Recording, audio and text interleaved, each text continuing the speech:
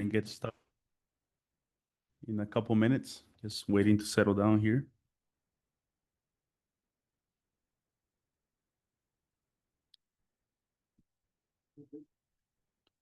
Do we have a quorum? Yes. Sure.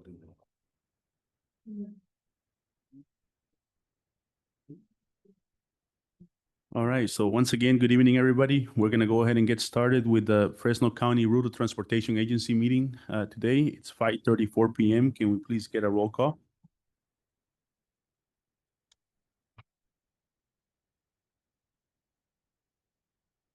City of Coalinga. Here. City of Fireball. Here. City of Fowler. Here. Fresno County. Huron. Here. City of Kerman. Here. City of Kingsburg. Here. City of Mendota. Here. City of Orange Cove. City of Parlier. City of Reedley. Here. City of Sanger. Here. City of San Joaquin. Here. City of Selma. Here. That gives us a quorum with 12 members present. Thank you. Any public presentations at this time? This portion of the meeting is reserved for persons wishing to address the FCRTA board on items within its jurisdiction, but not on this agenda. Anyone? Seeing none. Item number 2, consent items, A, B, and C. Any questions on that? I'll move that we accept the consent calendar. Everybody in favor say aye. Aye. Motion pass. Other businesses, items from staff. Moses? Thank you, Mr. Chairman, members of the board. Really just want to give you an update. We've been very fortunate to have the opportunity to work with the rural communities, and we initiated installing chargers. The first one was out at the city of Reedley at City Hall, and the victim was the city of Coalinga at City Hall. And the third one lining up is going to be the city of Fireball, and eventually we'll get around to the other cities as well as we go through and try and develop a EV network system, because as you saw on the consent calendar, we did receive 25 vehicles from our CARES Act Phase 1 project. So we're very pleased about that. And Janelle Del Campo has been leading that effort in the transition for the new maintenance facility.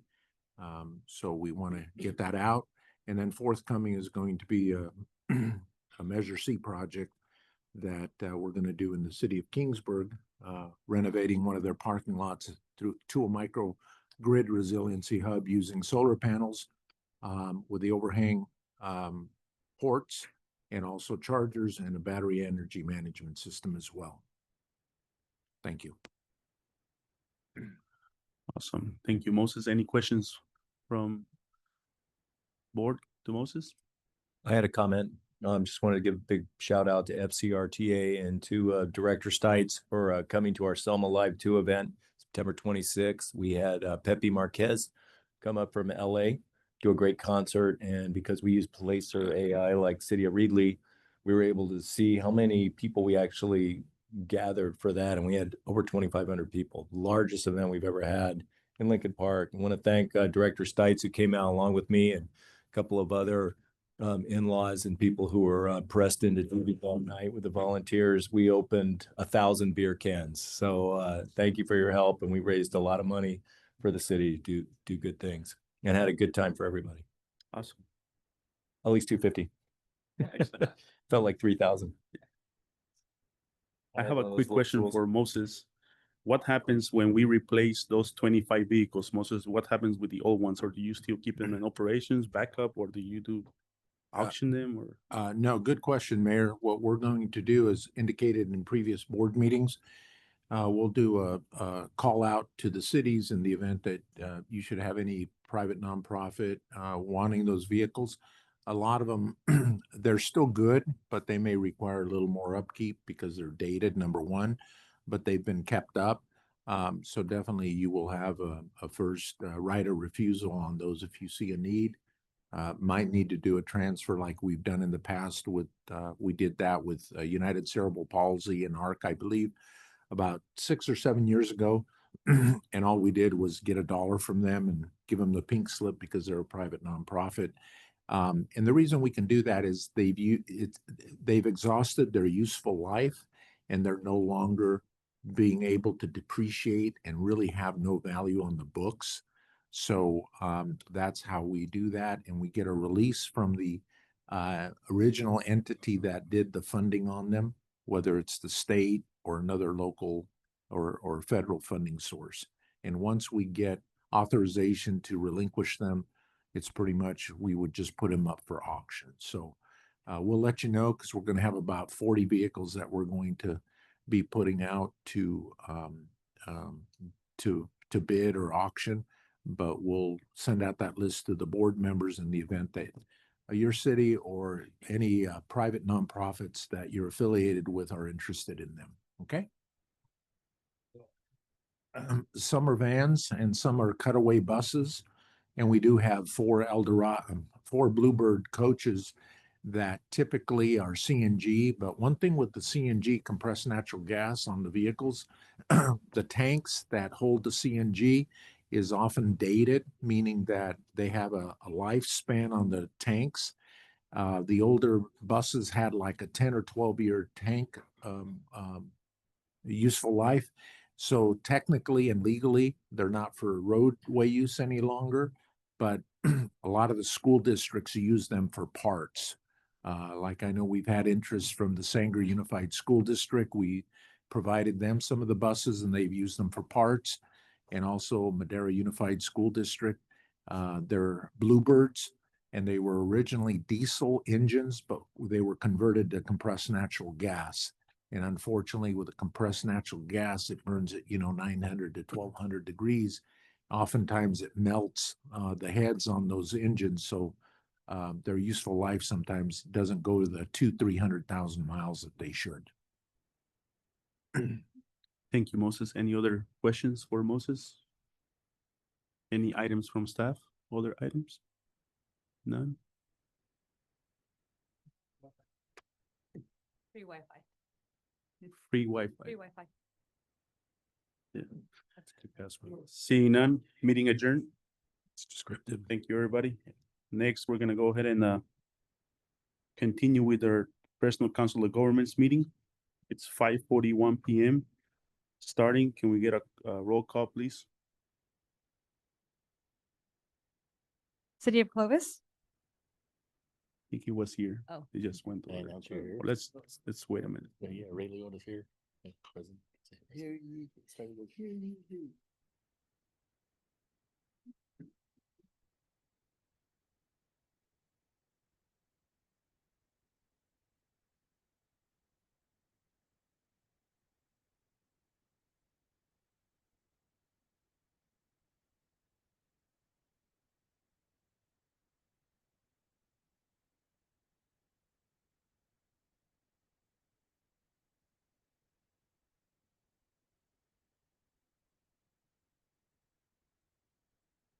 Hey, Robert.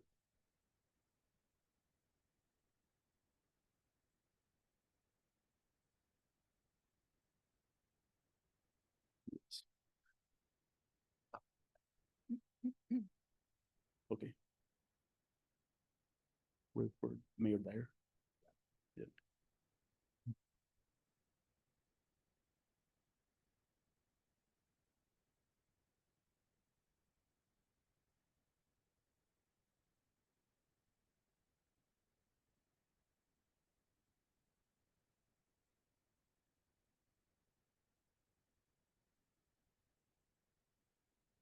Robert has a quick announcement before we get started. Please go ahead, Robert. Yeah, thank you, Mr. Chairman. So tonight we are starting a new policy that, as it turns out, is coinciding with recent state law. That was actually not originally the intent. But if you've been paying attention to SB 707, which is going to take place, going to go into effect in July of 2026.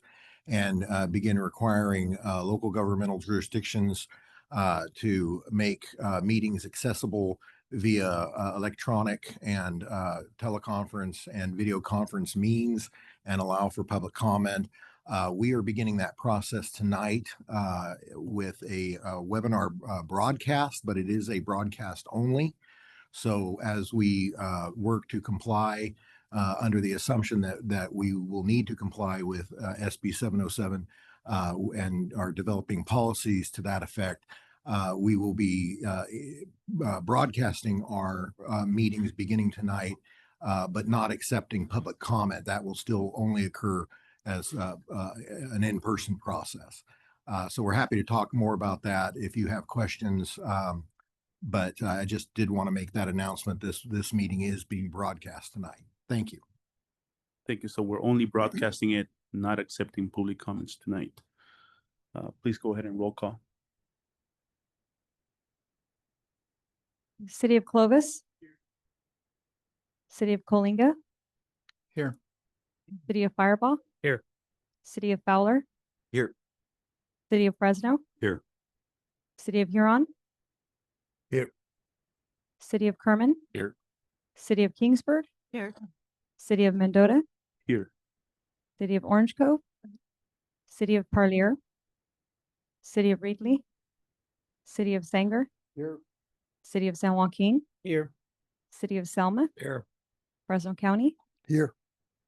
Gives us a quorum with 15 members at 98.59%. Thank you very much.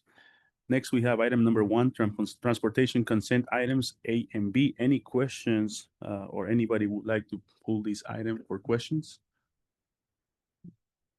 Motion to approve. Second. Motion and a second. Everybody in favor say aye.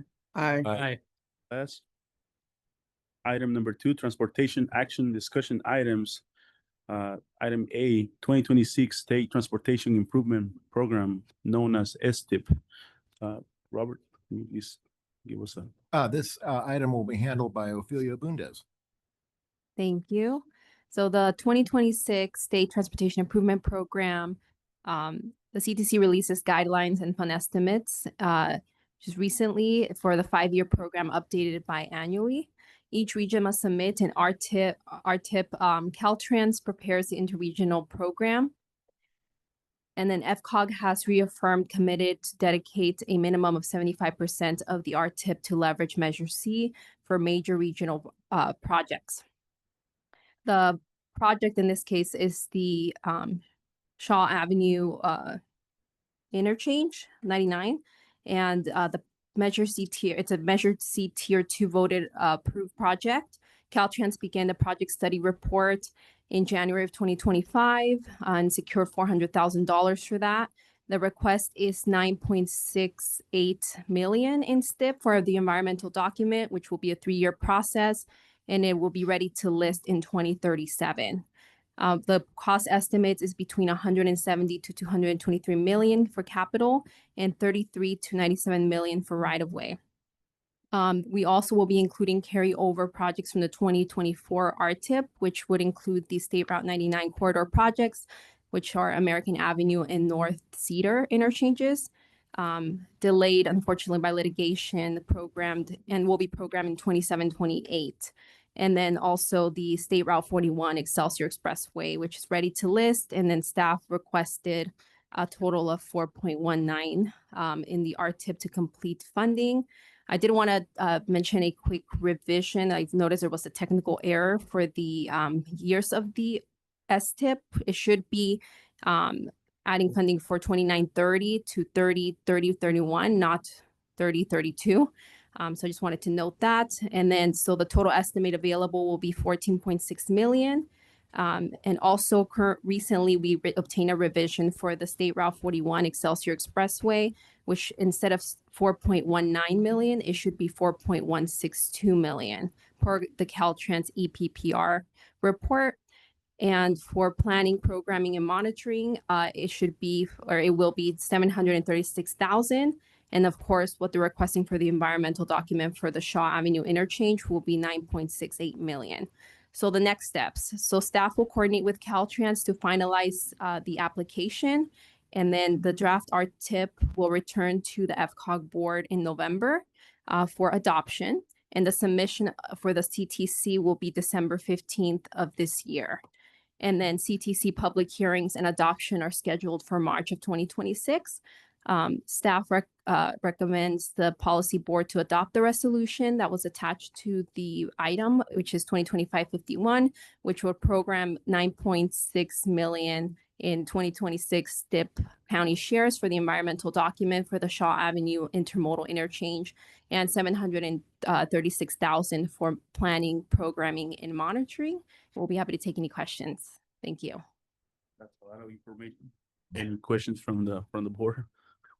Just to, if I may, Yeah, go ahead. Mr. Just to provide a little context for those who are not familiar with this process, this comes around every couple of years, very similar to our CMAQ STBG on the federal side. These are state funds. There is federal dollars that are infused in them, but they're considered state dollars under statute that was developed way back in the late 1990s. The regions direct about 75% of the money that is available under this program in what's known as on a local basis, what's known as the RTIP. You'll see that in the staff report, the Regional Transportation Improvement Program, which then gets added into the STIP, the State Transportation Improvement Program, which eventually goes into the FTIP, the Federal Transportation Improvement Program. So it's a multi-step process. We get to control about 75% of the funding. Caltrans directs the other 25% under what is known as the Interregional Transportation Improvement Program, or the ITIP. And so that's what we're talking about tonight. These are primarily state dollars that we're talking about as opposed to federal in this case. Typically, as Ophelia mentioned, conventionally, we have we've leveraged these 4 measure projects as promised to the voters in the Measure C expenditure plan. And, the expectation, because this all has to be approved at the state level by the California Transportation Commission. And so this is typically the expectation is that it does go on to the state highway system for its benefit. And so I just wanted to provide, for those of you who have not been through this process before, a little bit of context as to why we're doing this tonight. Perfect. Thank you, Robert. Any comments from the board? None. Any public comments on these? None. If not, can I get a motion, please? Second. Motion, second. Everybody in favor say aye. Aye. Motion pass. Item B on the action items, 2026 Measure C renewal update. Yes, thank you, Mayor. We are coming to you tonight with basically just an update of where the steering committee is. We did send out notice. I think we also notified the board last week that we were canceling the committee meeting that was occurring, that was supposed to have occurred yesterday, as we continue to nosh on, apologies. Nice music. Good tune, good tune. Ironside. Oh, I-50, that's right. The greatest TV theme of all time. We are continuing to work on staff options to present to the steering committee that we think might get to the 70% approval requirement that is, that the committee established for itself. We don't want to be in a position where we're having to run through multiple iterations of a proposal that may not reach that milestone. So we are talking with Transportation for All, collaborating as directed, collaborating with the cities, with a lot of players to try and arrive at an arrangement that we think is going to satisfy all parties. As you recall, and what is in the attached to the staff report are the allocations from where we left off in that process in late September.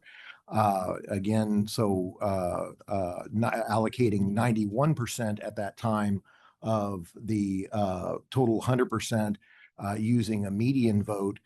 So 9% from our perspective, 9% that's still kind of hanging out there. There are multiple ways to distribute that. or hold another vote. It's all dependent on what the steering committee wants to do. But there's multiple approaches that can be taken. So we're working on trying to figure out what the best options are for doing that. In the meantime, we have approached this in terms of we've approached the steering committee with additional information that they sought from us with regard to projects specifically in the RTP.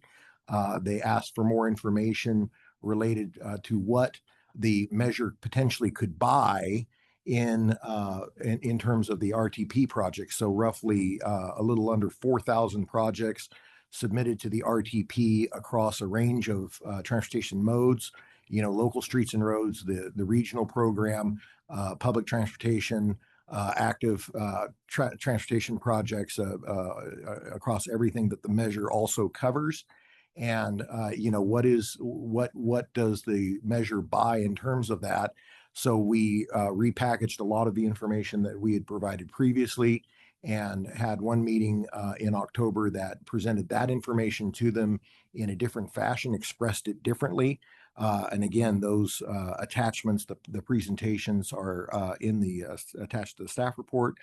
And then the second meeting addressing kind of the implementing guidelines, specifically focusing on oversight, the oversight committee, what measures are going to be in place to ensure accountability for the measure. And so with that, I'm happy to take any questions. Any questions from members of the board? Yeah. Yeah, go I ahead. do. So why was this meeting canceled yesterday with the steering committee? Because we're still trying to noodle on what are the best options that are going to secure that are going to get to that 70% consensus vote at the steering committee without having to try and run through multiple iterations of options during the steering committee. So if that makes sense, we're trying to avoid a potential situation or scenario where we are, giving the steering committee or the potential for the steering committee itself to come up with multiple options in an iterative process that takes forever to get to build the 70% consensus. Because that I think, Robert, to answer a question, we're still working on compiling a lot of data, a lot of information, like how much will these do for these, for Right. that, over the 30 years, revenue generation, putting all the pieces together so that when you go to the meeting, the steering committee meeting, it's a meeting where they have meaningful information there and they're ready, right? Because we don't want to get there and just, okay, we need to vote on this and just have 2 or 3 hours there. We want them to have all the information necessary so that we can get through that milestone. That's basically what. Because what we've seen to date is we think we presented them with all the information that they've asked for, and then they asked for it again in a different format or a different, for it to be expressed differently. Well, I read through the dialogue that took place in prior meetings. I don't know how you get anything done. There's too many cooks in the kitchen. You got 1 million people asking a bunch of different questions. People have different agendas. It's very clear when you read the transcript, which is the problem all along. I don't know how anything gets done when you got 35 people in there with their own agenda. Some of them, 12 of them have one agenda. There's supposed to be a poll I read about that they were supposed to get information. This body's not getting that information about the poll. This body is the one who's supposed to be making the decisions, but we're all waiting breathlessly for a steering committee of unelected people to make decisions. I think this is a complete shit show. I just want to be very clear about it. After having read the transcripts, I'm convinced it's a complete shit show. They're pushing a 30-year deal. I think that's stupid and not going to be bought by the voters. I think we all know where this is ultimately going to go. So I'm very discouraged by what's been done or not accomplished. And I think this body's abdicated their responsibility as elected officials and punted it to people who are unelected and allowed the Transportation for All to hijack the whole process. And I think it's a complete shit show and it's going to fail. And that's where I'm at with it. Any other comments? I have another comment. Actually, a question. So where do we go from here. The meetings are going to keep going. And then really, I've had a lot of interest on my city council and folks in Selma, and Greg Garcia, our representative, has been, tuned in more and more. And I'd like to have that opportunity to take it back to my council and let them look at it. Are we looking at maybe getting something by next Yeah, month yeah. that So we can bring back? Yeah, so that's the plan. Next steering committee, have people, vote on the allocations and get consensus of that 70%, and then continue with the process. And at some point, but that result will come back here. And once, this body approves it and makes, the comments or all the necessary things that need to be done, then it will go to every jurisdiction for approval. After COG approves it, it goes to every single jurisdiction for vote. And there's a formulaic in terms of how many jurisdictions have to approve it. Got it. So really, we don't individually need to take it to our councils before it goes to our councils for formal approval. But I think it'd be good for my vote. I would like to have their.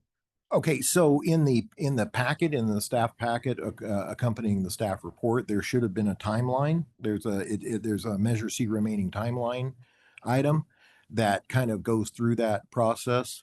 So the expected timeline effectively is we are praying that by November 6th, we hope to have the allocations. And then we get directly into the implementing guidelines from there. And the idea is to have it back to you by November 20th. That is what we are hoping. We cannot guarantee that. It is a tentative timeline, but that is the idea. That is the plan at the moment. And then from there, if everything goes smoothly, then it would go out to the jurisdictions. We would begin probably by January, going out to the jurisdictions by resolution to seek support for the full package. So I see that's according to Hoyle, but we already had some delays. I just want to make sure we don't have to be rushed into a vote, and then it, gets delayed and doesn't go to our councils until after the fact because we get rushed. I don't think any of us want that. This is too important. No, and if we have if we're able to follow the timeline that's outlined in the staff report in the attachment, then you would have ideally the entire month of December to see that before we even begin scheduling the city council meetings. Okay. For example. Yes. Mr. Chair, just a quick question. So this allocations, what are these allocations then? If you're talking about them voting on other allocations? That was an initial vote, as I mentioned earlier, Supervisor. That was an initial vote that shows you where the committee stands right now relative to the medians. So it was a vote that used median totals, and consequently the final total among all categories did not equal 100. So there's still a remaining 9% that has yet to be allocated. Yeah, I saw that, but this is initially where this steering committee's at. With regard, I think that's the one that's specifically the existing neighborhood streets and roads, is it not? Is that correct? Yes. Right. So that one is for that one category, and it simply breaks down. One of the questions the committee had at the time was, what is that buying us? How much does that equate to as it stands today, based on the vote we've already taken? Mhm. How much does that get every jurisdiction? Yeah, and that document right there is by far not a final product. Correct, I think correct. the best thing Understand. you can take out of that document is what's first, second, and third Understand. categories. So, Thank any you. other questions? Can I get a definition of what you mean by like the 9%? Because you're going to have these meetings and I don't refer to it as a shit show, but obviously the supervisor's calling it a shit show. If this thing goes all the way through December and they can't decide on the 9%, does this body, elected officials, have the decision-making process to say, we don't like that shit show. We want to say, we're going to overrule that whole group and we're going to let each jurisdiction decide what they want to do with their monies? Or we're going to let Fresno do what they want to do. And we're going to let the county do what they want to do. And because that's what ultimately happened in 2022. Yeah, I think Right, I think right now we are within the timeline to follow the procedure. But if it gets to a point, I would think that we will take action, right? That we get to a point that, oh man, we're not going to have enough time to do this. Then we'll take procedures. But at this time, we're continuing the process. And yes, this body does, have the authority, if approved by everybody, to change the process. But as it is right now, we're following the process.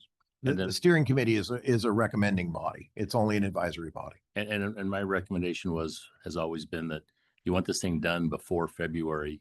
And so you can take it to your city councils and have it on the books so people know where you stand. And then if there's anything hiccups that occur, you can address them as they need to. The other question that I have is, you say that you go to the city councils. So once this body determines how we're going to set the program and the format up, the city councils don't have overriding authority. They can say just yes or no. We agree with what you guys have done. Approve or disapprove. Approve or disapprove, but they can't really, I guess, throw a wrench into it and say, we have the final vote. And, the city of Kerman says, no, we don't want it. What does that do with the whole process? Because they may not agree with the distribution, as far as, they want more roads fixed instead of transportation to Fresno kind of thing. So the statute requires again, following, this is Public Utilities Code statute, and it requires a majority of the jurisdictions representing a majority of the population. So at the point where, if I understand your question correctly, at the point where it gets to the city council, the choice that the city council has is either up or down. So they're not able at that point to tweak it. Right. They're not changing the 9% of the framework of it. Correct. Yeah. So they do have the authority to turn it down. And if you have either a majority of the cities or a majority of the cities that represent a majority of the population turning it down, then it would not go forward. Yeah. And there's multiple steps, right? So it needs to be approved by this board majority. FCTA needs to approve it too. And then go to every single jurisdiction, get the majority of everybody approved it. The Board of Supervisors need to approve it. Hopefully when we get by that point, we're all in agreement of something good. And that's what we're trying to make work. And is that weighted voting like we have here in COG? Whereas if Fresno and Fresno County says we don't want this process, it's a no vote based on population? Or how is that vote done if all the small town cities get together? A majority of the so very much like the COG board, a majority of the cities representing or a majority of the jurisdictions representing a majority of the population. Any other questions? First of all, I want to thank our staff for the slides that have been given to the steering committee and for the information that has been given. I also appreciate the detailed minutes with regards to the discussions, but that's how discussion should be, where it goes back and forth. But what I ask of us is not wait, because a lot of the information is already here. So if the county is opposed, it needs to go and say, oh yeah, with active transportation, I don't like this number here. Clovis, I don't like these numbers here. Huron, I don't like these numbers. In other words, the numbers are here. So we can start analyzing it right now and advocating right now with our staff, because 91% of it is here and 91% already have projects and budget allocations associated with them. So in other words, we can't wait until this body decides and then this is when we should, because we have the information. So if we don't like some of the, regional transportation projects that are listed and we go, okay, this is not right. This is when we should be advocating, directing the steering committee to go, okay, this might be where Clovis cannot work because of these numbers. And so that's what I encourage us to do, instead of not speaking on just actual projects and actual allocations of which is tangible. So if Clovis has 90% more roads that we really want, and it's not here, and this 52% is not gonna take care of it, this is when we need to go, well, what you put here in the roads, it's not helping us. And I think I would like to hear the same from all the other cities, all the mayors going, yeah, this allocation here will not be sufficient for us to fix our roads, or it is. And even with public transportation, I know that it only goes to 3 of us, Clovis, the regional, and Fresno. I think you have input in going, hey, what you put in there for what Fresno is having to do, or what the the public transportation is doing, maybe we shouldn't put X amount of dollars for that. That is where we need to hear, instead of, I just don't like public transportation. I just don't like this. Yeah, okay, we don't like a lot of things too, but we need to talk concretely so that way it is productive. And I appreciate the staff being very open with the steering committee, providing these, doing the work and providing the actual numbers, working with the experts from each of the cities, working to assist you guys with the actual numbers. And I think that type of discussion, we can get somewhere instead of a discussion of ideologies, a discussion of philosophies. These are pretty concrete, and I think we need to be able to defend or advocate one way or the other against the numbers that are here. And I think there's 9 that is still outstanding, and where that goes, I think we can kind of, debate that after it comes back. But they're 91%, they're pretty close to sort of where we're going to be. It may change a little bit here and there, but I appreciate what the staff has been giving. And even in comparison to what we proposed in 2022, what we proposed in 2006, a lot of us were in favor of the 86, the 2006, even the 2022 measure. And so I think it's important for us to hear why this one is different than 2022 or the 2006. So that way we can understand this is where my jurisdiction has changed and why we do not agree with the current allocation. That will be helpful, I think, even to staff, even to the steering committee as we move forward. So thank you, staff, for doing a great job on providing the information to the committee. And the timeline, I think, as Mayor or Vice Mayor from Kerman said, we still got time because we are still before that February deadline. We get this back in November, hopefully, if everything stays on schedule. But we can start doing the work right now. So thank you. Victor. Okay. Yes, please. I think on Vong's point is these numbers been out for a little bit. If the reason we're waiting, I guess, for this discussion that we're all kind of waiting for on allocations, categories and such is to let the process go through, then on Vong's point, I would argue the same 91% of what's there. We can talk on what's there. We could even allocate the next 9% just hypothetically and start the discussion. But if the reason we're waiting for that discussion here at our policy board is to follow the timeline, perhaps, I think we could go back 10 months, and 10 months ago, I think the timeline's probably changed a few times. We'd probably be pretty far ahead of where we're at right now. If there's a appetite for that, then I would say I have one. It sounds like others do as well, to have that discussion on these categories. I'm sure the renewal steering committee is still talking about subcategories and implementing guidelines and all this other stuff. Eventually, by the time it gets here, I think we all know, at least I feel anyways, it's probably going to be chopped up at least a bit. And so if we could maybe start talking about that right now while they still have 2 or 3 more meetings, it could give them something to chew on and consider as well. Just some 2 cents. Comment, Nathan? Yeah, I have a couple questions here. So the first one is when we're looking at the roadmap, and it says the 29th we're considering options, and then the 6th it's polling presentation. Obviously, that's going to be pushed back, right? Because they didn't have that meeting. So what are the new dates that we have in line for that? Or do we have any? Yeah, so again, November 6th, we're hoping as being the date for the allocations vote. Okay. To wrap that up, we're hoping. And then we would follow that up the next week, the 13th now, with a vote on the implementing guidelines, or at least the introduction of the implementing guidelines. And then that would come back to the board by November 20th. That is the intent. So okay, so just move down a little bit. Right. Okay, and so the next question I have actually does go right towards what Mayor of Clovis was talking about, was kind of like with the numbers. You know, so I'm looking at one of the numbers here, and it talks about the senior script program, which is obviously a great program for a lot of people.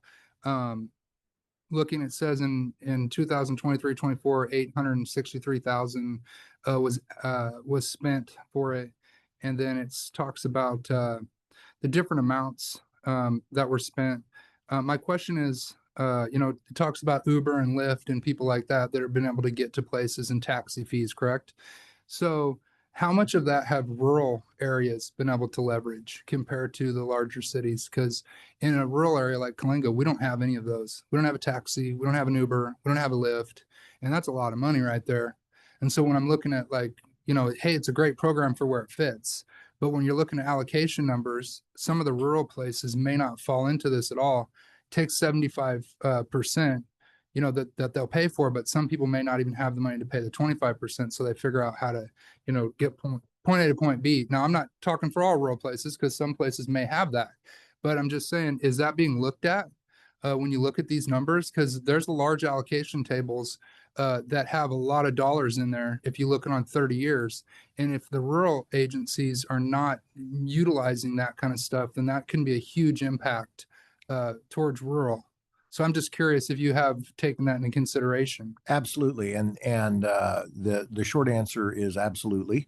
In fact, it was from Senior Script, if you'll recall, was one of the programs that we pulled from to help fund the Safe Routes to Schools allocation because it was undersubscribed. To your point, the issue that we have in some of the rural communities, not all of them, but many of them, is, as you point out, you do not see the taxi services available privately. Uber and Lyft do not operate in many of the rural communities simply because it's not a profitable endeavor to do so. And so clearly the funding in that particular program does surround those areas where the service is available. So that's absolutely true. It's not exclusive to the Fresno Clovis area, but it is concentrated in those, in those two areas. Absolutely. Conversely, carpool vanpool does, reach out further into the rural areas, especially like with the ag worker vanpool program. That one does touch rural. I won't say more than urban, but it touches it more than Senior Script. It touches the rural more than Senior Script does. So yeah, there's, it depends on what program we're talking about. Well, so I'm just curious if maybe you could reach out later. I'd like to see the numbers to find out how much rural is, because if we take this times 30 years, that's going to be a lot of money. Yeah. I'd like to see if there's a way that we could say, hey, if the larger cities are using this amount and the rural cities are not using that, if there's an alternative so that we'd get a fair share of that type of money. Because I'm convinced that from listening to my folks, and not only that, now you're also looking at how far are you away from a hospital or a doctor's office. Sure. People in Kalinga are having to go to most of the time to Hanford and Fresno, which is 40 and 70 miles away. Right. And then when you're looking at the vanpool, which you talked about, a lot of that vanpool stuff really doesn't bring people into our cities. It most likely takes them out. So people are using the vanpool to leave. So they're, they may be coming into work, but then they're going home. So I also look at that program too and say, hey, how beneficial is that to rural agencies compared to, the larger ones? And then my last question is that I look at this and I say the Fresno COG RTP projects cost from 2026 to 2050, and it says there's 737 projects. So curious, have all the cities already put in their projects for 25 years in advance? Yes. Short answer. They have, relative to the call for projects was sent out and answered. Of course, that process is iterative. It repeats every 4 years, and projects are added and taken out every 4 years. One important point that we made during the presentations, and again, thanks to Paul in particular, Brenda, of course, as well, Rachel, several members of the staff who have contributed to this. But one of the points that we tried to make hammer very hard during the steering committee presentations is that the RTP is a good tool, but it's not the only tool. And unfortunately, it's not completely comprehensive, because the RTP is for those projects that anticipate federal funding. Okay. So the federal government has no interest in filling the pothole in front of your house. And we know for a fact that there are thousands of projects collectively across the region that your jurisdictions pay for every year that involve improvements to neighborhood streets that do not involve federal money. So they're not going to be in the RTP. So we tried to make that point, hammer that multiple times during the presentations to explain that these two ideas of what's in the RTP, it does not necessarily equate to every project that the jurisdictions are completing. It captures many of them, most of them even, but not all of them. And furthermore, the RTP timeline in this case does not align perfectly with the measure timeline. And so again, there's a bit of an apples to oranges comparison. It is specifically what the steering committee asked us to use. That was the tool that the steering committee specifically requested that we bring to them as a comparison to demonstrate the gap of the need versus the available revenue. So there will be, this isn't a said and done thing. People will be able to add programs because obviously, again, and I hate to bring this up again, but the larger cities have more resources. They have the ability to plan farther ahead.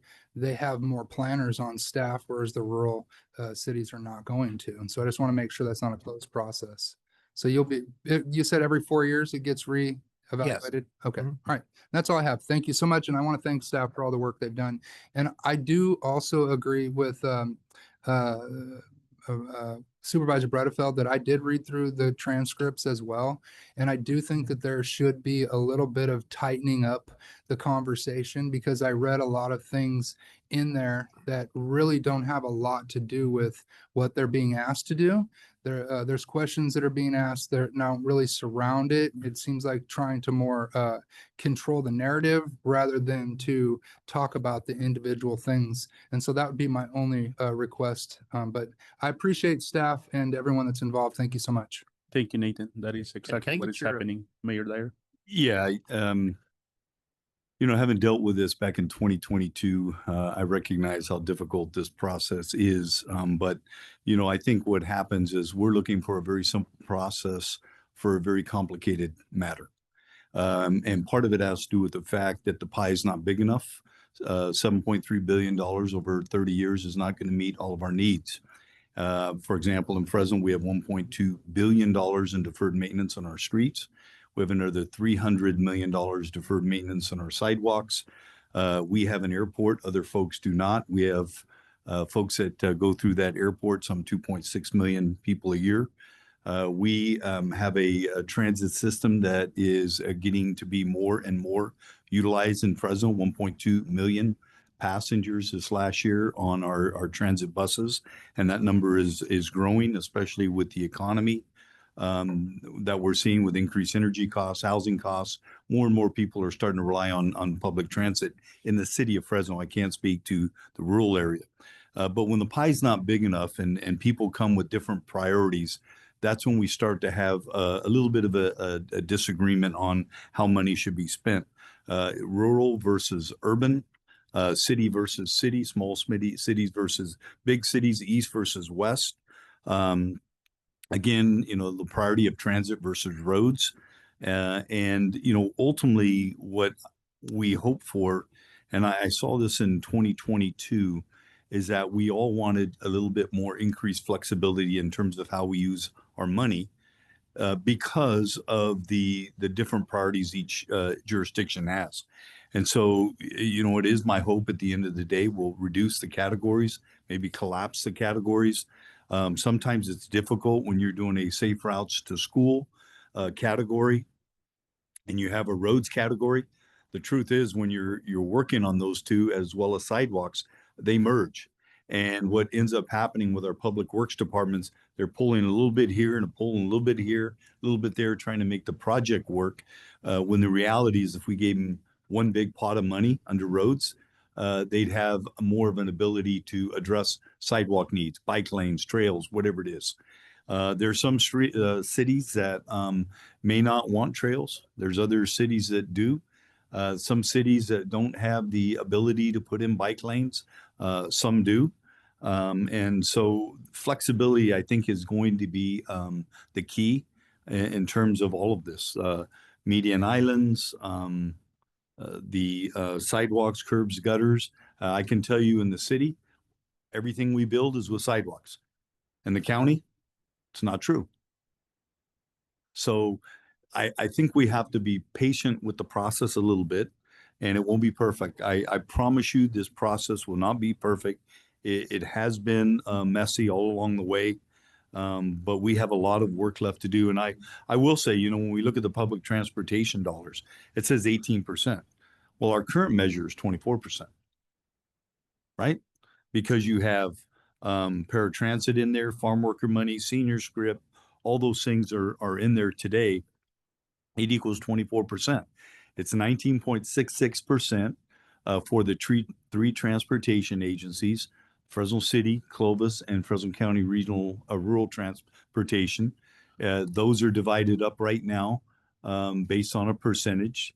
It's 70% for Fresno, and then it's divided up between the other two based on ridership. And so I think when you look at all the complicated formulas and where we are today, I just think we have to be patient with the process and make sure you're looking historically how the money's been spent and how it's being spent today. And at the end of the day, we're going to be fine. I believe that we're going to be fine. And this body has the ability to decide the final numbers. So Thank you, Mayor Dyer. I just wanted to get an idea of the timeline because this body is meeting in November or December and not in January or.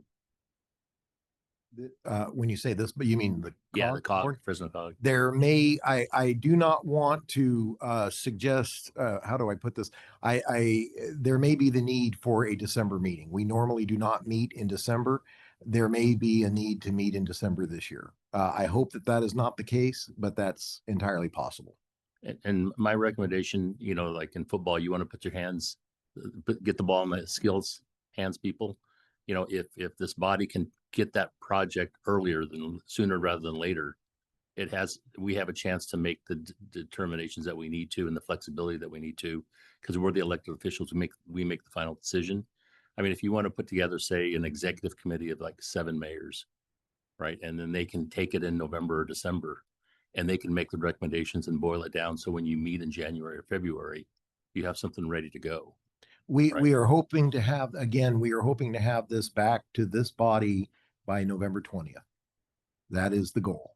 And then if we meet once a month and then all of a sudden you're in January and February, then we're back into March, April, then we got to take it to the cities. And the problem that we had was we waited until September to take it to the cities. And by the time we had that, we couldn't get any money for the resolution in 2022. So my recommendation is get it done earlier, sooner rather than later. Get it into the hands of the people that make the difference, that make the final decision. And we can tune it up to the way so it best suits our needs. We're working towards that. So Okay. Thank you. Thank you. Victor, Mayor Leon, and then. Good evening, everybody. So the first question is, Measure C is used to leverage money from the state and the feds, right? So then the number that we got before is our leveraging funds, right? To hopefully bring down the same amount equal to, if we're lucky, more than. Is that correct? Correct. Historically, it's been about 4 times. Awesome. Awesome. Well, that's a beautiful thing to hear. So the other thing is, I've came across some, and I can't remember the source, but regarding the rural roads, that 80% of the damage was caused by industry.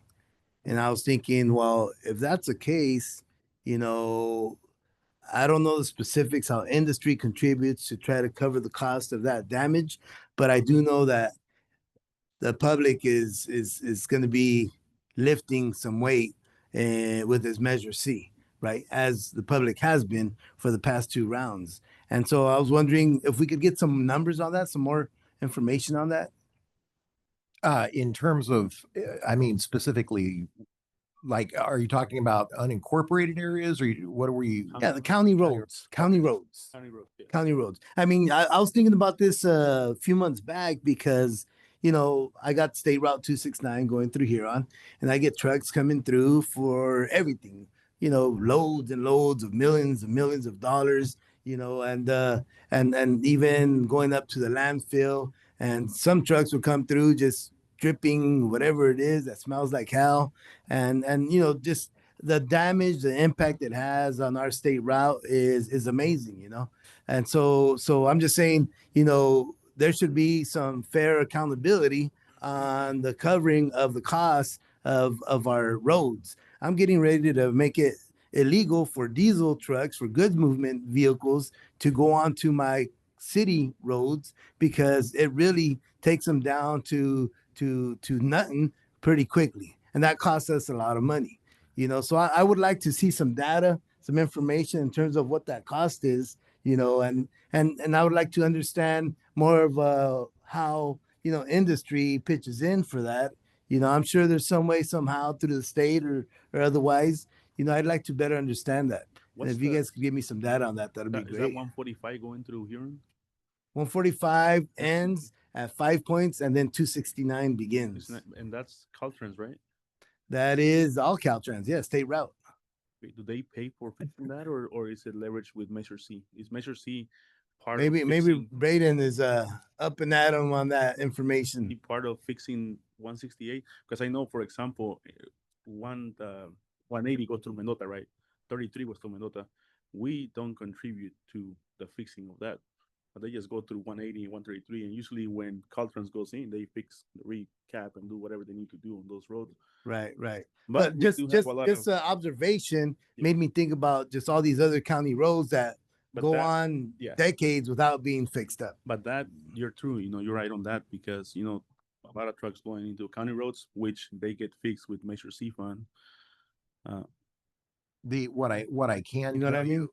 So you're right. It wouldn't apply to state route because that's state money, and I don't know how that's figured out. You know, in terms of how industry, you know, works into Don't it. make it illegal, but bro. but the rural roads for sure. Yeah. So Yeah, yes, so that's that line of thinking is essentially correct. There is so the truck industry does have truck weight fees that it pays to the state that are calculated and returned somewhat to source based, but those fees are applied to the state highway system. So there is, to my knowledge, there's no equivalent on the local level of that, you know, Does so the county get any money from the state out of those weight fees from the trucks? does it- Supervisor, do you well, have? Gary's not gonna know. He's just band They spanking don't- new. County doesn't get any of that? I do not. Oh, you don't know? Okay. Can we look into it? yeah, I to the best of my knowledge, that is that they do not. That is reserved for state highways and freeways. Good. So let's try to find out if there's an equivalent. There may not be, but I would like to see some numbers in terms of the impact, because for the public to carry the full burden of that, I think is probably not fair. Right? Thank you. Thank you. Mayor Leon, have a comment? Yeah, weight fees, registration fees.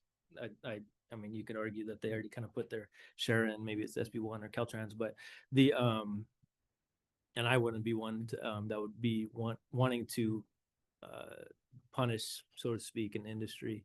I would say we have a lot of roads too, county roads in Reedley, and I would argue that a lot of my folks benefit maybe from that industry that these trucks are bringing, whatever that industry is. But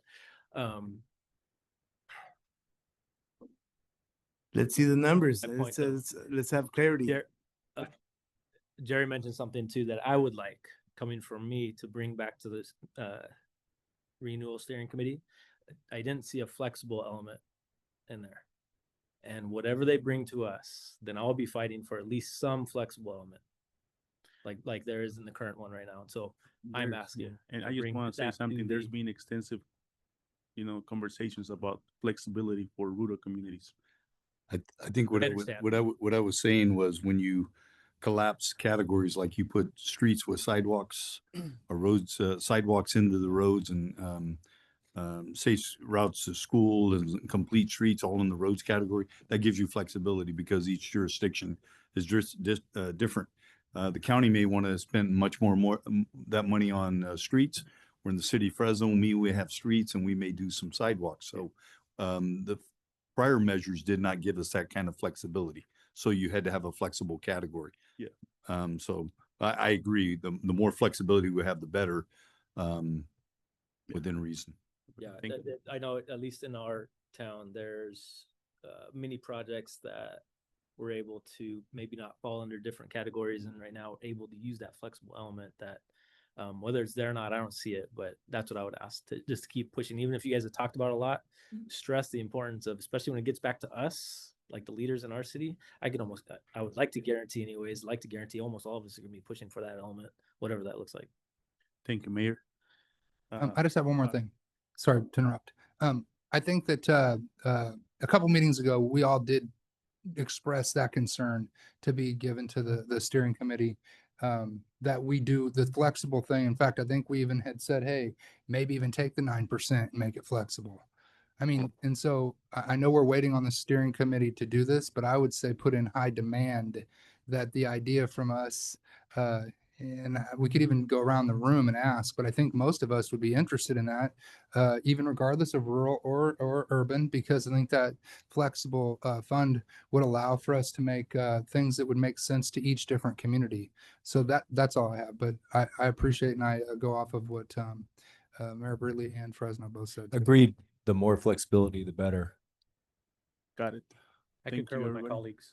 All right, Flexibility is going to be important for, I think, every city in this meeting here today. Whether it be collapsing the categories and making them flexible to our cities, or again, putting some money into that flexible fund. If you can take that note back, I'm pretty sure you got the consensus here of almost everybody that flexibility is key. Thank you. Thank you very much. We hear it loud and clear. So flexibility, very important, and it's gonna come back. Okay. So, are we good now with comments from members? Can we move forward to public comments? We good? Any public comments? Anybody from the public? Seeing none.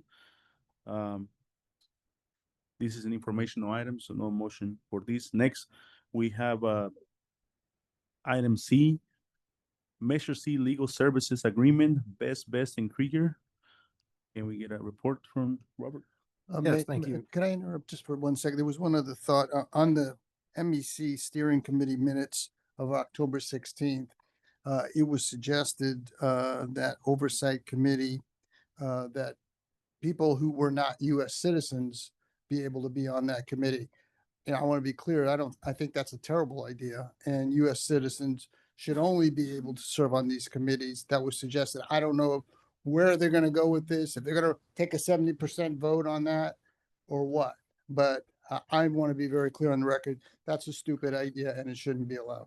Yeah, just gonna say that there's a lot of ideas thrown I know. from all different directions, and that's Well, and ideas initially, something they'll vote on maybe. And so I want to be clear, at least for me, on the COG, that I don't support that and will strongly oppose it. Thank you for your comments, sir. Next, Sorry to we know. move into, no problem, you're good. Item C, Robert. Yes, thank you, Mr. Chairman. Well, third time's a charm. So this is, we've tabled this twice before. We come back to you again, appealing to your better angels here tonight on the Best and Krieger item. This is the same staff report we've presented now twice before. We do, as a staff, strongly recommend this. In fact, we believe it to be imperative at this point, because as soon as we move from the allocations, in fact, perhaps before we are completed the allocation discussion, we are going to have to be working on the implementing guidelines, and we are going to need attorney assistance to do that. And so without belaboring this, we have discussed this again twice already, and we're asking for approval of $150,000 contract. We have presented information previously well within the budget, given the changes that have been made to the contracts associated with the Measure C renewal to date.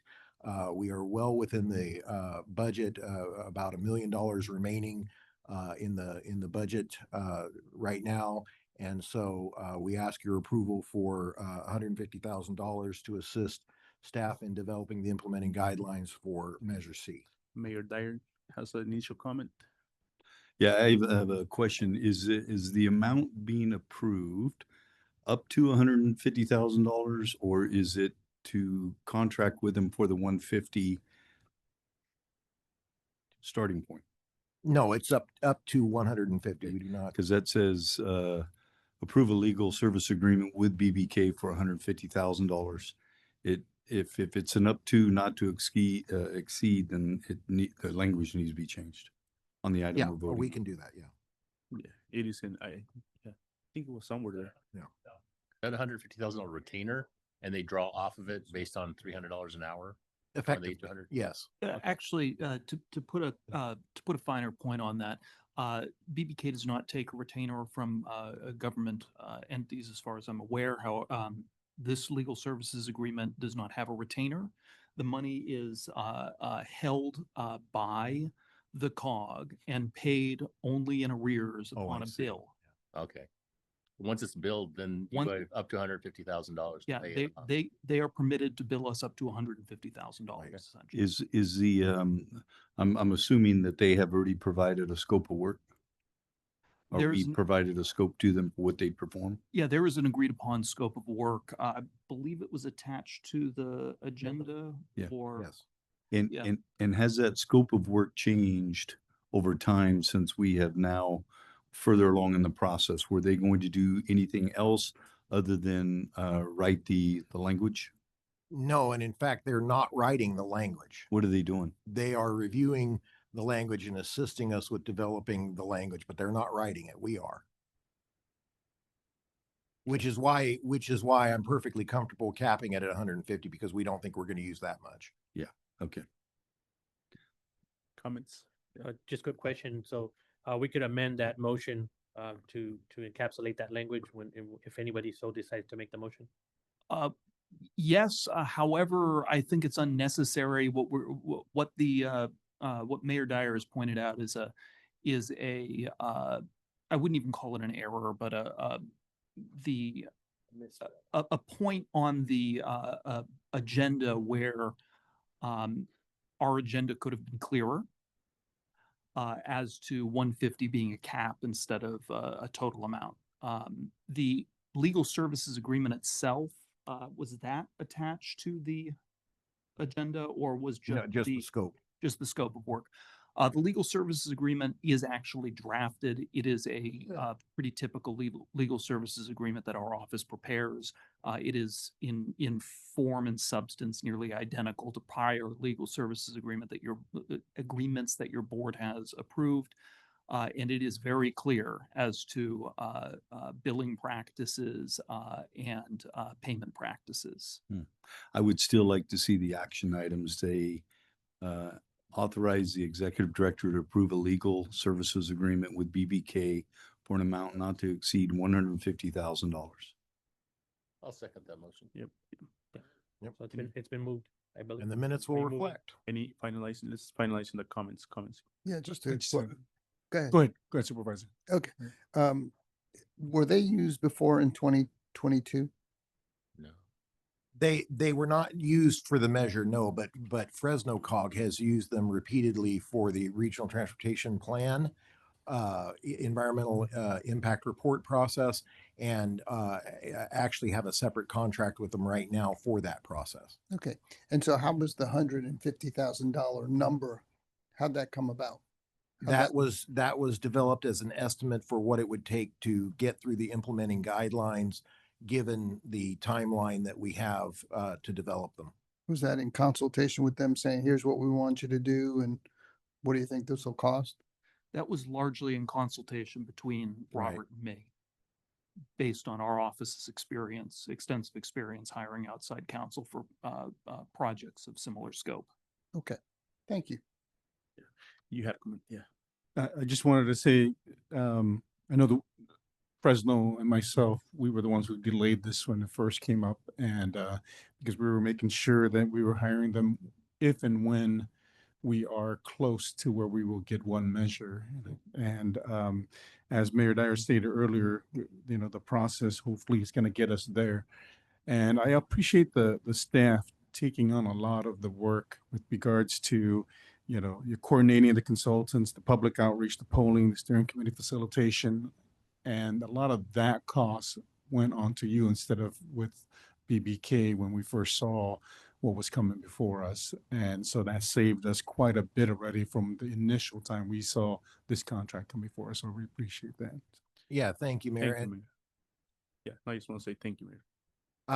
yeah, like I mentioned, so of a what was originally a set of 4 contracts totaling 1.75 million, we have to date expended about 750,000 of that. So we still have $1 million, most of which is going to we anticipate go unused at this point, because staff has taken on the role of project manager and has taken on much of the support work for the facilitator.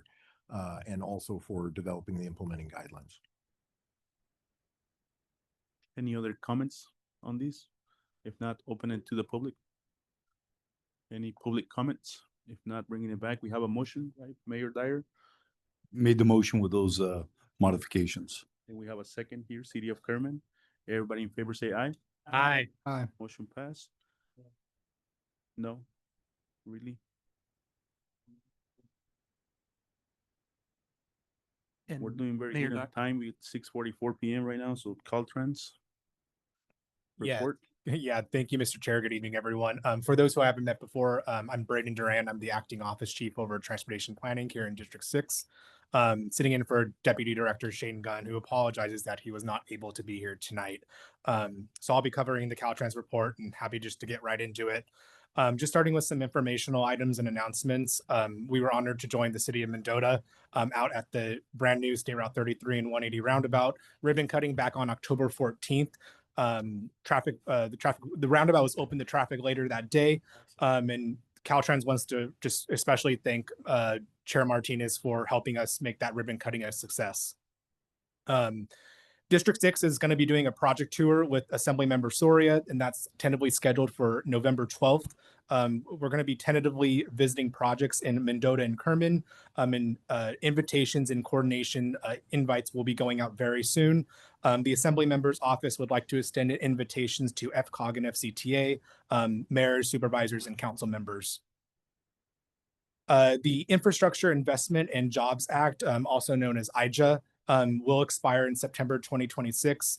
In advance of the future congressional reauthorization, the state is seeking input and active engagement to ensure our collective voice is heard and reflected in the next federal reauthorization bill. There is a California State Transportation Agency / Caltrans IJA Reauthorization Transportation Funding Subworking Group, that's a mouthful, meeting on November 18th. From 3 to 4 p.m. and feel free to contact our office for more information on that. Moving on to the next item, Caltrans did publish the draft 2026 Interregional Transportation Improvement Program earlier this week, and the California Transportation Commission is going to be hosting 2 hearings for the draft 2026 ITIP. The first hearing was actually today in Orange County, and the second will be on next Friday, November 7th, from 9 a.m. to 1 p.m. in Solano County. And the purpose of these hearings is really for Caltrans to be able to present the draft ITIP and provide an opportunity for both stakeholders and the public to provide input on the proposed ITIP before it's finalized. Those meetings can be attended virtually if you're unable to attend in person. Next item, the Local Assistance Day Quarterly Webinar is coming up on November 4th from 8:30 to 11:30 a.m. Local Assistance Day is free and is a great opportunity to learn and information share. Some of the planned topics include the Buy America Final Rule, as well as Office of Federal Program updates and Office of Project Management and Oversight updates. And you can register by the end of this week on the California Local Technical Assistance Program, also known as CalTAP website. I also want to do a quick plug for our Sustainable Transportation Planning Grant Program. Our district did hold our final office hours virtually on October 23rd, but we still are available for one-on-ones with jurisdictions who may be an interested applicant. We can help answer any questions about the guidelines or the application process. I know I think all of our jurisdictions here in Fresno County have taken advantage of the planning grant program. It's one of our most popular programs, and we're looking forward to seeing what successful projects come out of this cycle. The applications are going to be due on November 21st. Just a quick update on the State Route 99 Comprehensive Multimodal Corridor Plan. We are very excited to announce that the final CMCP is going to be published very shortly. We're just going through some final approvals as well as signatures. And if there is a desire by this board to have a presentation from us on the 99 CMCP, we would be happy to provide that. Before I go into some quick project updates, I just want to highlight a few commuter alerts, which are all going to be taking place actually later or early this morning, I should say, from 1 a.m. to 6 a.m. So the eastbound State Route 180 to northbound State Route 99 connector ramp will be closed for pavement repairs, as well as the westbound 180 to northbound 99 connector ramp. And then the number 3 lane along the northbound 99 will be closed at the 180 overcrossing to Tillman Avenue, also for pavement repairs.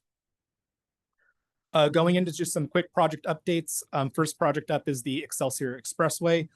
This project did receive an allocation of funds at the October CTC meeting, and it will be advertised here next month and will begin construction in late February or early March of next year. For the Kalinga State Route 33 rehab project, the bid opening for that project was actually scheduled for today, and construction is projected to start in spring of 2026. For the Fireboss State Route 33 rehab project, I believe that this project is just going through some minor concrete repairs and should be wrapping up here very shortly. Mendota Roundabout, happy to say that this one can hopefully be removed from this list. As I mentioned, we held the ribbon cutting back on October 14th. And again, thank you, Mayor, for making that a great success. The State Route 180 and Dickinson Avenue Roundabout, the advertisement date has been changed to November 15th, and that's due to some spec updates to address FID. Next project is the Fresno Midtown Trail. We have completed our review of the 95% PS&E package, and I believe the city of Fresno is targeting to begin the construction around the spring of 2026. And then the last project is the Shaver Lake Viaduct.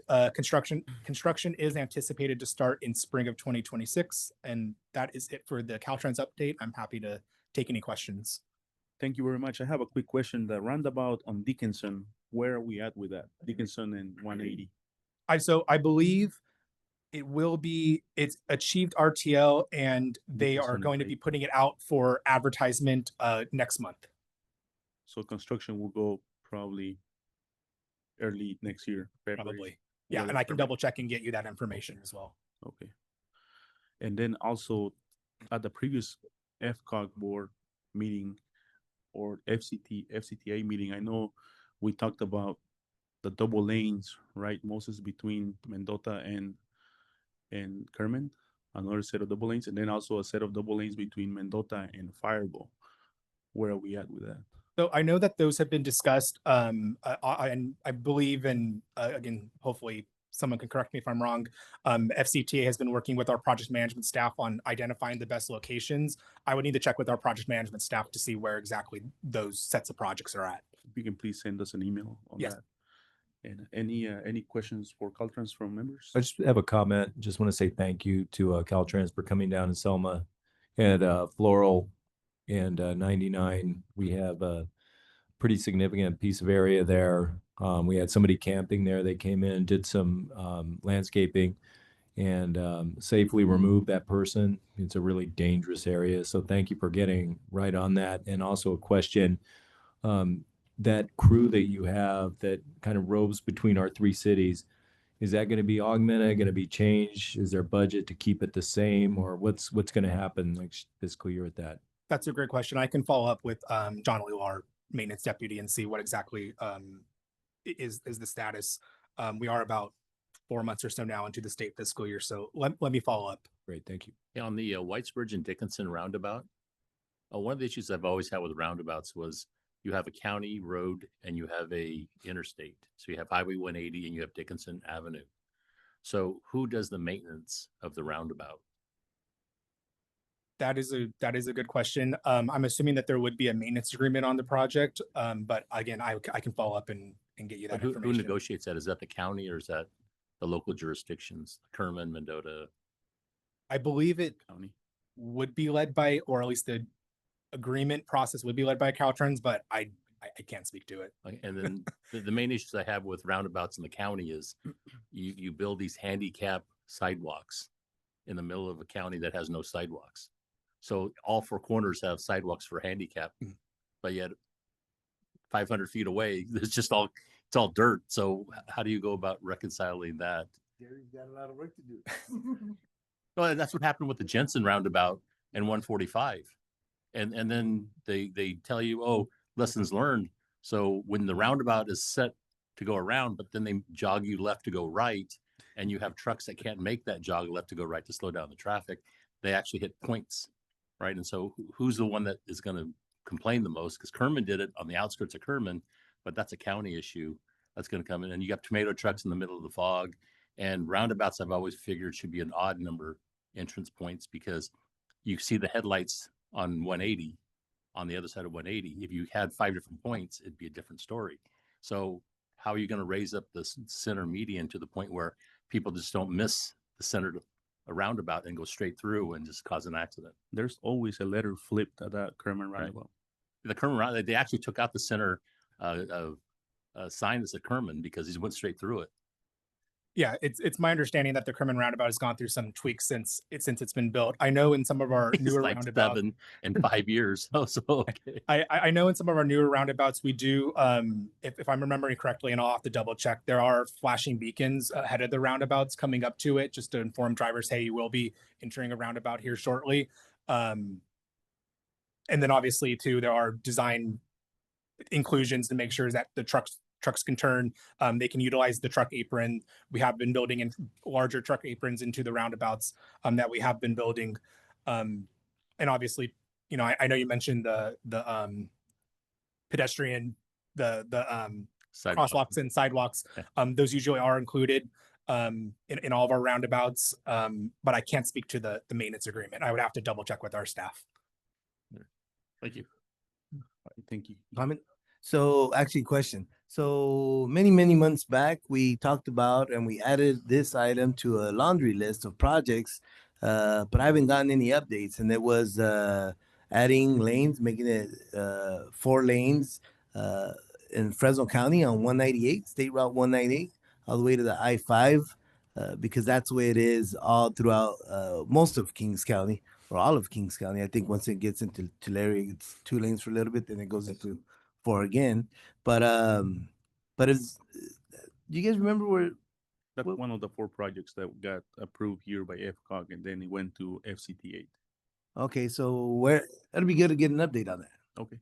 Okay. Yeah, we can get an update on that. Awesome. Thank you. Good to see you out there. Thank you. Yeah, I'll take all these updates and we can either email in them as requested, or I can make sure Shane has them for the next COG board meeting. Will do. You have a comment? Yeah. How you doing, Mr. Duran? Just some quick observations on the beautification project. When it was completely done, it was beautiful. Then for whatever reason, Caltrans came in and scraped or ground, whatever they call it, some areas. So aesthetically, it doesn't look like it's brand new.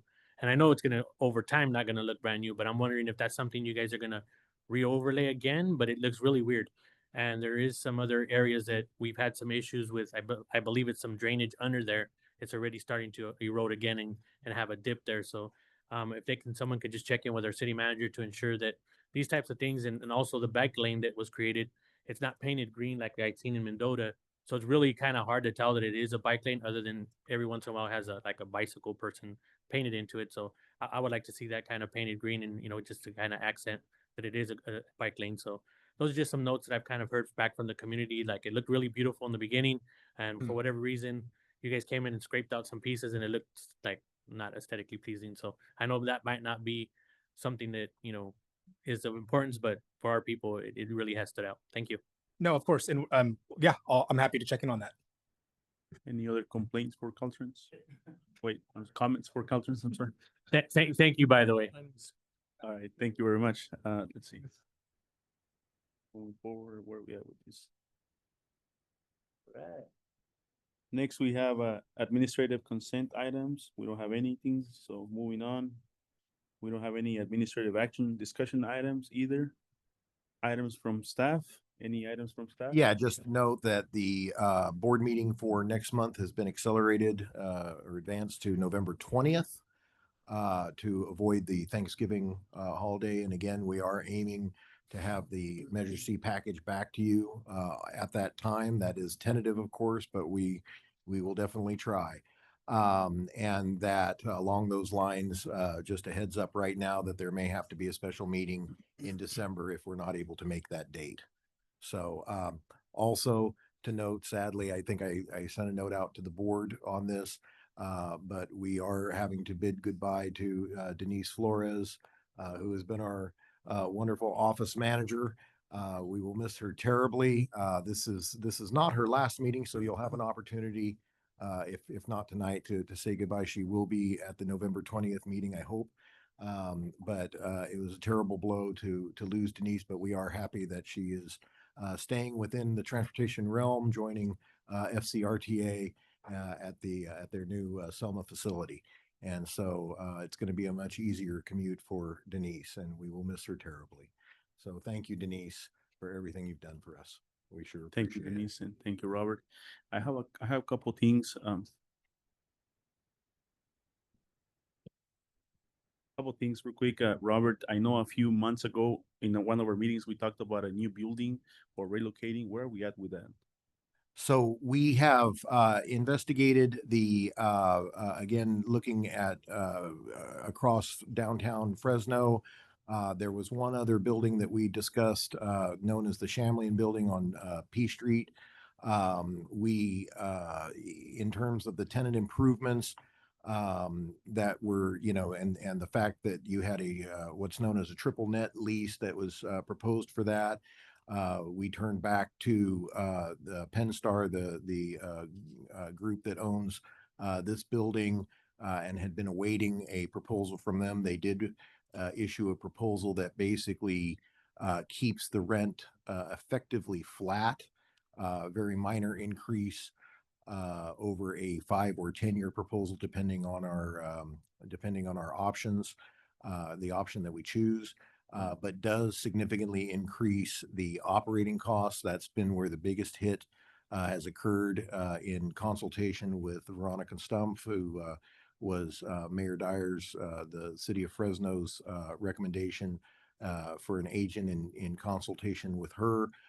We have put together a counter proposal to remain at this property, but we do not know at this time whether that's going to be accepted. It's basically, a compromise on the building costs or the operating costs for this building. Historically, we had simply had I want to say an accelerator. What's the term for escalator? Thank you. An escalator clause in the contract that adjusted on an annual basis our share of the operating costs for our space, and then the common spaces within the building that we occupy by about 5% a year. We've known for a long time that has not been keeping up with current costs in the market. So we anticipated that was going to have to rise, and boy did it, boy howdy, did it ever. So we have put forth a counter proposal as to how to address that, and we're waiting to see if that will be accepted. We are running a little bit shorter time, hoping to get an answer to that question. But assuming that counter proposal is accepted, then it is probably going to be staff recommendation that we remain here, again, after consultation with our agent. What was the escalator we countered with? They were proposing 100%. 100% what? 100% of operating costs for our space and the common areas, proportionate to our space. And our counter offer was roughly 60% of that. So what had been in the contract was about 5% annually. So it had risen in the previous, the lease that we're in now, it had risen about, if I remember correctly, about 5% a year. Okay, and so I'm not following you. So an annual escalator of what did we counter with? So he was the proposal was 100% of operating costs for our space, and then the proportionate common space that we Common area occupy. maintenance. Right. And jumping it from wherever we were at with that, I think the amount was, what was the percentage total? We offered him, instead of paying 100% of it, we'd pay 60% of it. Right, but where are we relative to the escalator? Where are we in relationship to his total? Annual Well, escalator. that we weren't paying anywhere near 60 or 100% of the operating cost. Yeah, we were under 50. We were under 50% for sure. Yeah, no, Well under. Let me, maybe I didn't ask it right. So generally on lease agreements, there is for every year, your rents go up a certain amount. That's the escalator. And generally that amount could be 3%, could be 4%. In this case, the rent was 2%. Okay, so the escalator on the rent is 2% per Right. year. And then separate to that is the common area maintenance. Right. And so there was a dollar amount that they wanted us to pay for common area maintenance annually. 100% of whatever the costs are. That which had not been the case previously in the Yeah. current lease. So 100% of the entire building? No, the area we're in plus the common area that we share. Is there a dollar amount to that? Yeah, but I don't have it in my head. I'll have to get it back to you. Okay. Okay. Yeah, I mean, obviously I'd like for this board to know what that is before Right. before we enter into it, and to see if there's any more negotiating room for us. I think we're in the driver's seat. So on common area maintenance, you're paying 100%, but you're the only tenant. So you're paying No, 100% we're of not that? paying 100%. That's what we're trying to say. We're not paying 100%. We're paying way under. In fact, I think we're well under 50% right now in the current lease, because the escalator, we were paying an escalator for the operating costs as well as for the rent. We were, there was an escalator for the operating expense as well. And that escalator was approximately 5%. The proposal that they put forth for the next lease was roughly 2% per year for rent, but then to start year one with 100% of operating costs for the common areas and our occupied space. But if you're the only tenant Correct. in the location, because Club One moved out. Correct. So if the cost to do the planters and sweep the parking lot is going to be $5,000 a month, are we paying 100% of $5,000, or we're paying a percentage of that common area maintenance because we're the only tenant? The building is divided up in square foot. Yeah, feet. it's by this. I think we are paying Paying a percentage 100% per foot. of the square footage that we occupy. Plus, we're paying 100% of the our proportionate proportionate share Right. of the common area in the lobby. Okay, but as far as Club One downstairs, we're not picking up any of that. Right. Okay. Got it. The other issue that I had with this location was the safety issue. It's been in 2022, I got broken into downstairs after leaving the COG meeting at 9 o'clock at night. Okay, so the question is for the health and safety and welfare of not only the mayors and then the COG staff, right? What guarantees do we have that this is a safe enough location if Club One is no longer here and there's no security during those periods where we're here late at night? So there have been changes since that time. For one thing, we do have security on board nights now. We have had that since I think early 2023. And they patrol during from basically 4 o'clock in the afternoon until approximately 9-10 o'clock at night. They're patrolling on the board night. They're patrolling the entire garage, or at least the Tulare side of the garage, up to and including the building. Penstar, the owner of the building, now has nightly security that runs from 11, patrolling the perimeter of the building from 11:30 at night until 7:30 in the morning, which is when the majority of the staff arrives. And then we have ACE, the city's operator for the parking lots, generally also provides security in the parking lot. And I believe that's a roving, motorized security, but 24/7. And then in addition to that, the county superintendent of schools also has its own security contract as well for 5 days a week during the week. So there have been several security changes that have been made. Security companies, we do have. So at the time, I think it was CIS, and that's changed over a couple of times. There's a different security company now patrolling the garage that ACE has employed as the garage operators. And so, yeah, that's we have not had. I'm not aware of the security concerns that we've had in the past. We have not had the complaints of break-ins or anything like that. In addition, I have polled the staff on this issue, and the consensus has been, from a staff perspective, roughly 75-25 to stay.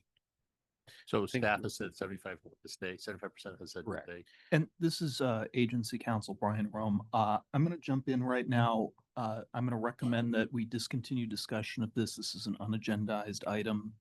And if the board likes, we can pick this up next month in an agendized item.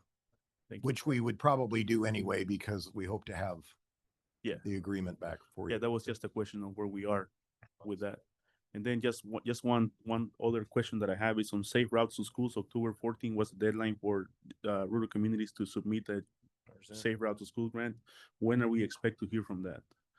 That will be next month. So we do have a scoring committee that convened just yesterday. Those scores are being finalized and tallied. They will go in front of our TTC and PAC at the beginning of November, and should be in front of you by November 20th. Thank you. And one last announcement or comment, I guess, that I have.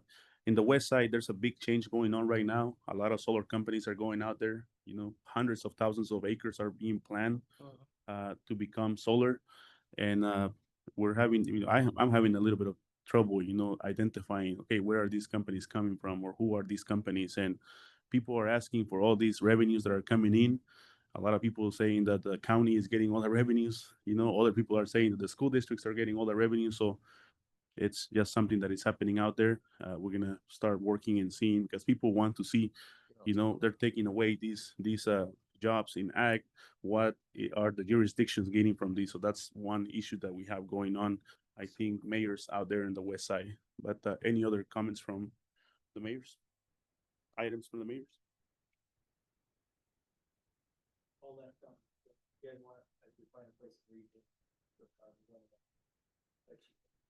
No, thank you.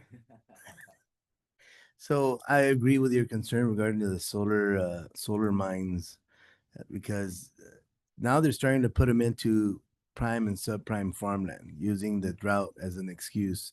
But the fact is, it's got a 25-year lifespan. And in that period of time, I can assure you that there's going to be couples of years or a few years, that are going to have some good rain coming through. And when that happens, then all of a sudden around here, you see cotton, which cotton is very water intensive, right? The last two storms we had numerous few years back, I thought I wasn't going to see any more cotton, but then that happened, and we're surrounded by cotton again, And so, but if there's solar on it that's close to the ground, forget about it. It's not going to happen.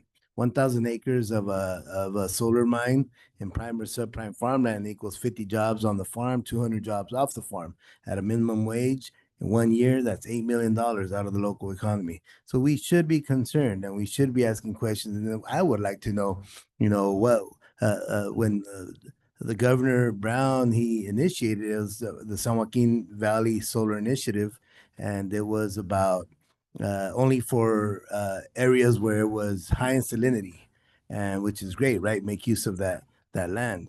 But now it's gone beyond that, and there's going to be like freebie, right? And I'd like to know when it's actually going to start getting taxed, and what that looks like for our county, and what that looks like for our cities. Because it should be a lot. I mean, in the next 15 years, there's going to be like 120,000 acres developed. And it's going to be a huge impact on our communities, but what's the turnaround? What's the benefit apart from the obvious? But anyways, I did have an announcement. Are we on the members?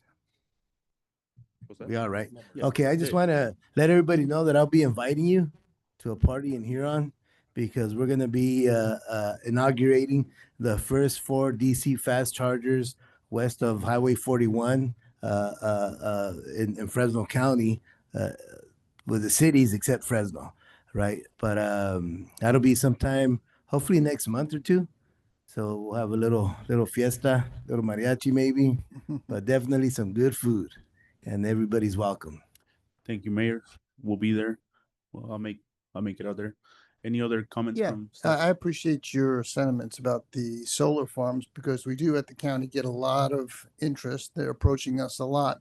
And so it's good to know the concern and to express the concern to Board of Supervisors about it, because I think this is the latest, greatest thing they're trying to do. Yeah, absolutely. One company, just to put it in perspective, one company that's developing 8 or 9,000 acres over there has committed $102 million to build a new fire department in the west side, right? So there's some dollars Oh, yeah. out there in the solar business. So That's what is- right, and I what are almost the forgot we had a what are the county guy community here. benefits? I almost forgot we had a county guy here. Yeah, if you could do some digging about that, Gary. Is there That'd be good. maybe supervisor, we can do because what I struggle is where are the sales tax, the property taxes or whatever, where are those taxes going? You know, and how much is staying in the county and how much is going to the state? School districts don't get more than what they get, you know, on the local control accountability formula. But people needs those answers. So maybe we can do a joint, you know, Sure. It's a big issue. educational. And the thing. county is requesting that when they want to invest, they do it in cash because there have been problems with people who've done the solar farms and then leave things unattended and it falls on the county. So the county's not accepting anything unless they do it in cash now. That's And- interesting to learn. Thank you for sharing. That's like the cannabis business, huh? And we don't want the cannabis business.